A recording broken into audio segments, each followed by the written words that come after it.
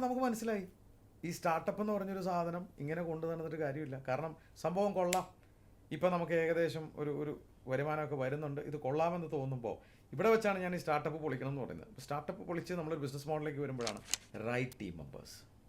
ഇനി നമുക്ക് നല്ലൊരു ടീമിനെ പടുത്തുയർത്തണം. അപ്പോൾ അവിടെയാണ് നമ്മുടെ ഏറ്റവും വലിയ ക്വാളിറ്റി നമ്മളൊരു സംരംഭകയിൽ ഉണ്ടാവേണ്ടത്. നല്ല ജീവനക്കാരെ കണ്ടെത്തുക. അപ്പോൾ എങ്ങനെയുള്ള ജീവനക്കാരെയാണ് പൊതുവേ നമ്മൾ ചെയ്യുന്നത്? നമ്മൾ പറഞ്ഞു കൊടുത്ത് ചെയ്യിക്കാൻ പറ്റുന്ന എംപ്ലോയീസിനെ കണ്ടെത്തും. പക്ഷെ അവിടെ ഒരു മണ്ടത്തരം കാണിക്കും. എന്താ കാര്യം? നമുക്ക് അറിയാൻ പാടില്ലാത്ത കാര്യമായിരിക്കും അറിയാൻ പാടില്ലാത്ത വേറൊരുത്തനെ കൊണ്ട് ചെയ്യിക്കുന്നത്. അതല്ല വേണ്ടത്. ഓരോ മേഖലകളിലും നമ്മളെക്കാളും അറിവും കഴിവുമുള്ള ആൾക്കാരെ നമ്മൾ കൊണ്ടുവരാൻ ശ്രമിച്ചാലേ നമുക്ക് വളരാൻ പറ്റുള്ളൂ. അപ്പോൾ അവിടെ ഒരു ടീമിനെ ബിൽഡ് ചെയ്യണ പ്രോസസ്സായി. അപ്പോൾ ഇത് നമ്മൾ എവിടെയെങ്കിലും ഒരു സ്ഥാപനത്തിൽ ജോലി ചെയ്താൽ ഗുണമുണ്ടെന്ന് ഞാൻ പറയാൻ കാരണം ഈ പ്രോസസ്സൊക്കെ നമ്മൾ പഠിച്ചിട്ടുണ്ടാകും, അല്ലെങ്കിൽ നമുക്ക് ഇതിനെക്കുറിച്ച് ഒന്നും അറിയുണ്ടാവില്ല. അപ്പോൾ അടുത്ത സ്റ്റെപ്പ് എന്ന് പറയുന്നത് ഒരു ടീമിനെ ബിൽഡ് ചെയ്യുക.